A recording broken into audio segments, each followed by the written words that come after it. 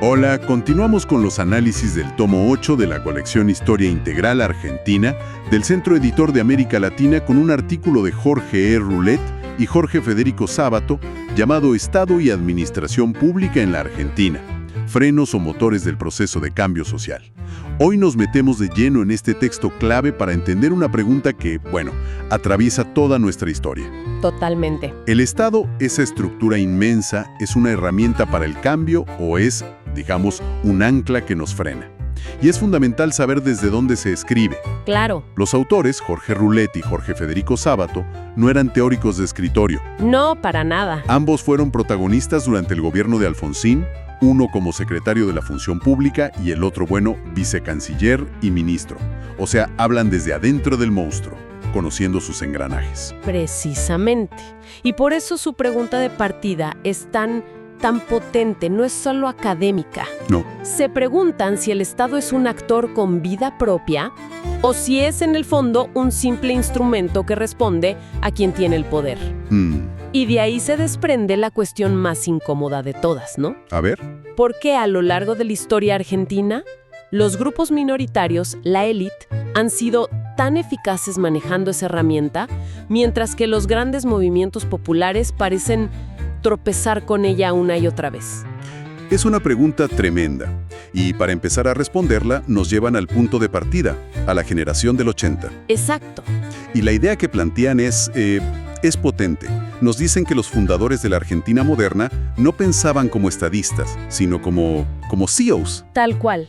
El proyecto no era una república, era Argentina Sociedad Anónima. Es una imagen perfecta. Y para explicar cómo funcionó esa empresa, usan un concepto que puede sonar complicado, pero es central: la causación circular. ¿Qué sería eso exactamente? Es básicamente una situación de el huevo y la gallina. Para montar un negocio gigantesco de exportación de materias primas, la élite necesitaba un Estado fuerte. Claro. Pero al construir ese Estado, con sus leyes, su ejército, sus bancos, crearon una máquina que a su vez hizo que el negocio fuera todavía más grande, lo que demandaba un Estado aún más complejo. O sea, uno alimentaba al otro en un círculo perfecto. Perfecto para ellos, claro. Claro, se crea un sistema que se autorrefuerza. El análisis detalla las piezas de ese rompecabezas. Por un lado, las condiciones de afuera. ¿El mercado mundial? Un mercado mundial liderado por Inglaterra que pedía a gritos comida y ofrecía libras esterlinas para financiar la producción. ¿Y la condición interna? Por otro, la condición interna obvia. La pampa húmeda, un recurso casi inagotable. Y en el medio, articulando todo, el Estado. El Estado.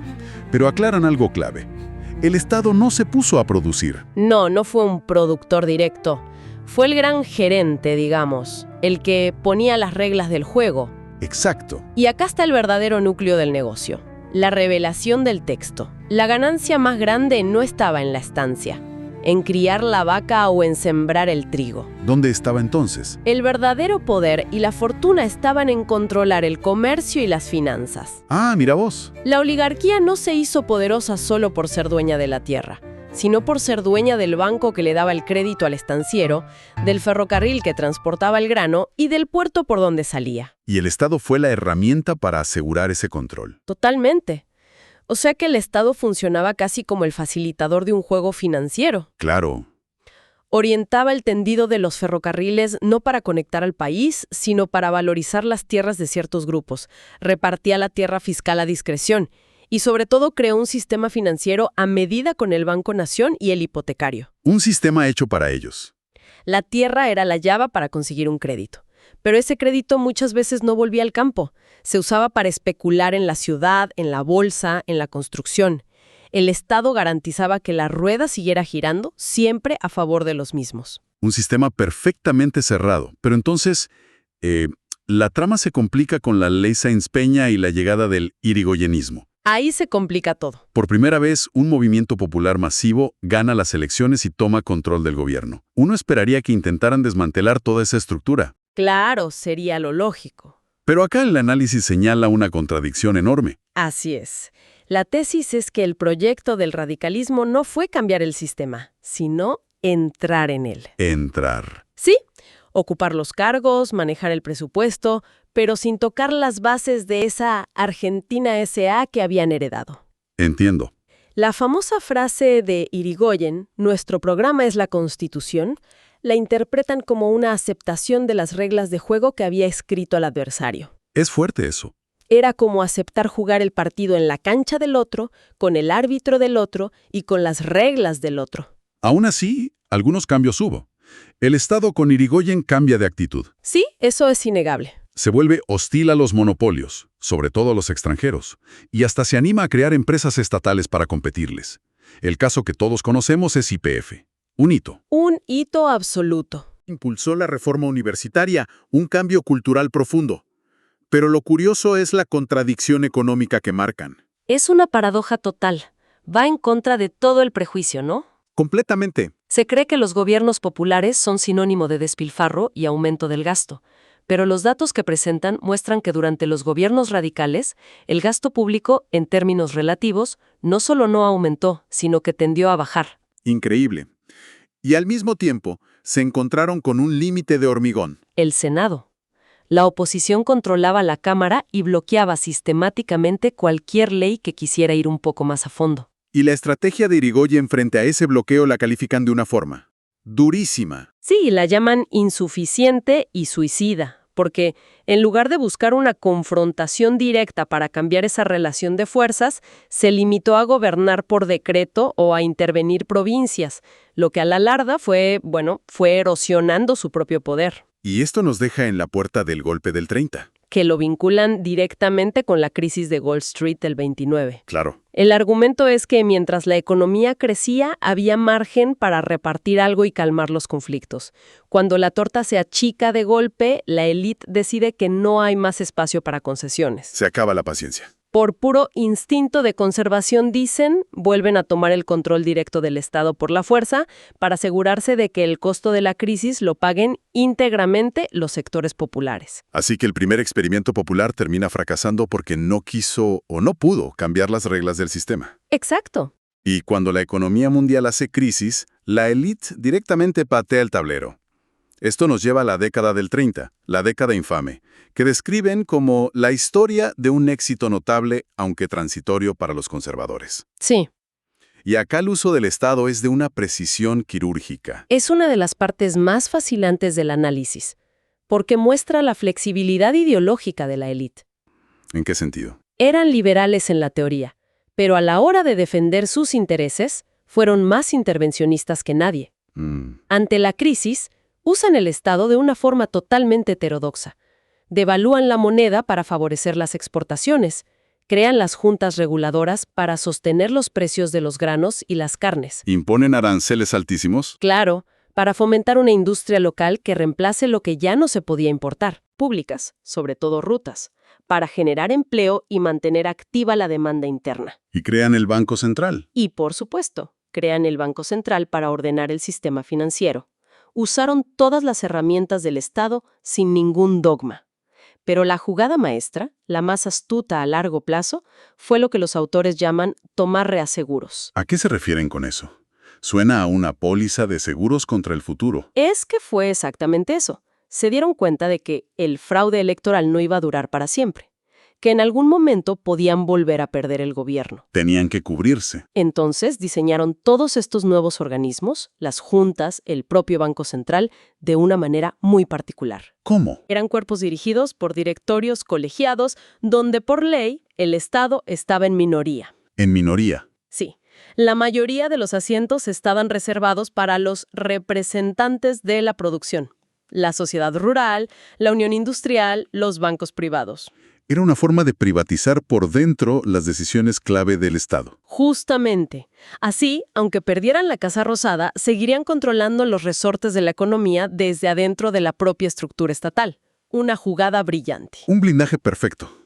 Y ese Estado intervenido y asegurado por los intereses privados es el que se encuentra el peronismo en 1945. Y acá, de nuevo, todo cambia de forma radical.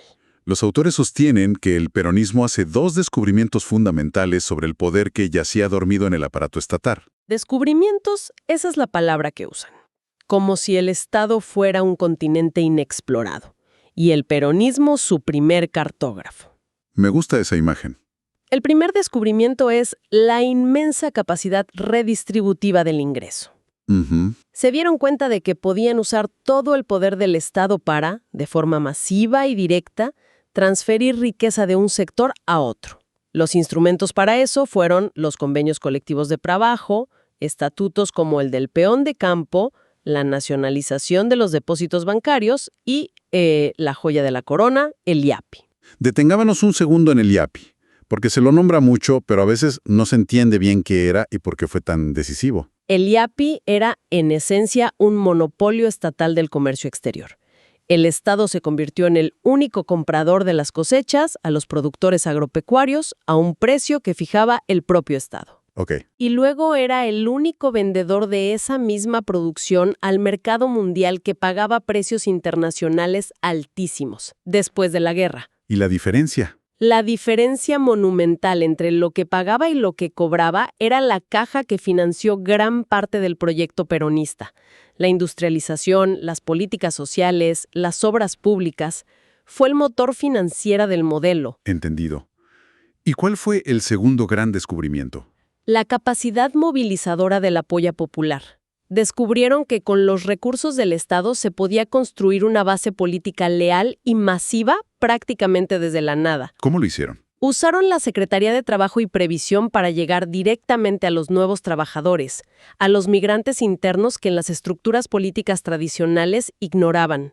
Y usaron masivamente los medios de comunicación para construir un vínculo directo entre el líder y las masas, sin intermediarios. Y esto se ve en los números.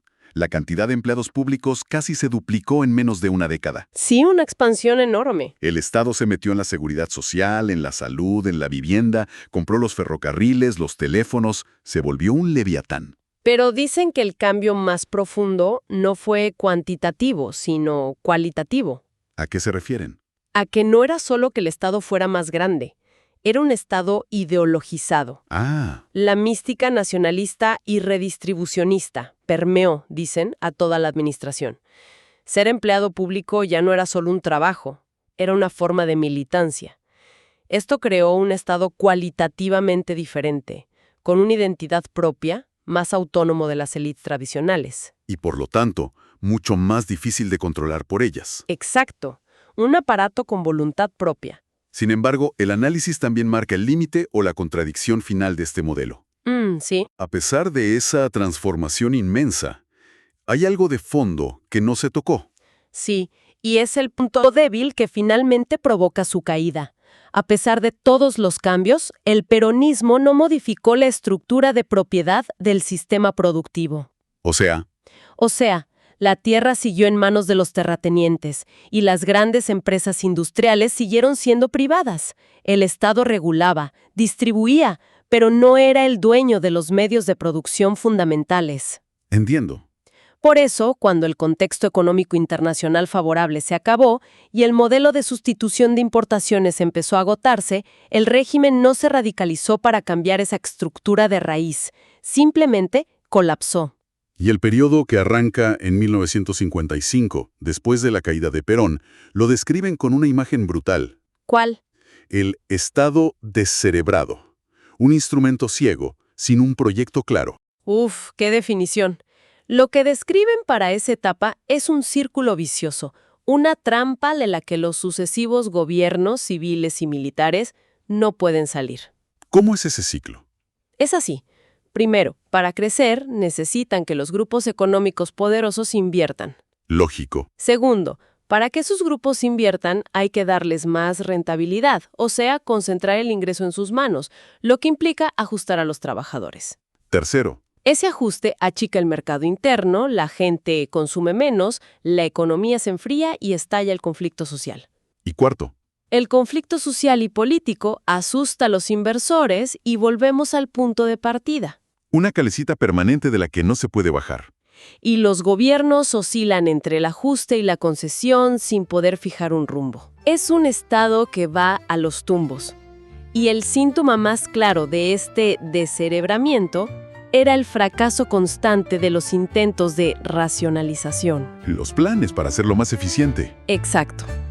Técnicos y organismos internacionales venían con planes para hacer el Estado más eficiente, más chico, más moderno, pero esos planes siempre chocaban contra una realidad política irresoluble. ¿Qué era? Se intentaba mejorar técnicamente la máquina mientras se la debilitaba políticamente. Y además se afectaban los intereses de los propios empleados públicos, que obviamente se resistían. Era una contradicción insalvable. Habiendo hecho todo este recorrido histórico desde la Argentina S.A. del 80 hasta el estado descerebrado posperonista, los autores nos dejan de cara a una serie de preguntas finales que, la verdad, siguen resonando hoy. Es que esa es la gran virtud del texto. No busca cerrar la discusión, sino abrirla. Nos interpela directamente. ¿Cuál es la primera? La primera pregunta es sobre la autonomía del Estado. ¿Realmente puede tener intereses propios, como pareció tenerlos durante el peronismo? ¿O es una ilusión y siempre, al final del día, responde a la clase que lo domina? ¿Hasta dónde llega su margen de maniobra? Y esto nos lleva a pensar, ¿qué pasa hoy? ¿Vemos un Estado con un proyecto propio o uno que simplemente reacciona a las presiones de los grupos de poder más organizados? Es una pregunta abierta. Luego está la pregunta sobre la eficacia, que es quizás la más dura. ¿Por qué esa falencia grave y sistemática, como la llaman, de los movimientos populares para usar esta herramienta con la misma destreza que las minorías? Y ellos mismos se preguntan si esto es una especie de ley histórica contra la que no se puede hacer nada, o si es una cuestión de aptitud, de saber cómo hacerlo, de tener un proyecto claro y los cuadros técnicos para llevarlo adelante. Es una pregunta que cualquier fuerza política popular debería hacerse constantemente. Tenemos la capacidad no solo para ganar una elección, sino para gestionar eficazmente el Estado en función de nuestros objetivos. Una pregunta fundamental.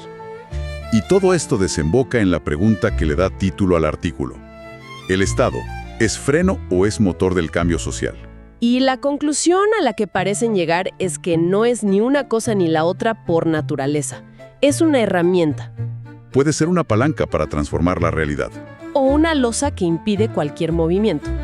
Todo depende de quién lo controla y fundamentalmente de si sabe qué hacer con él.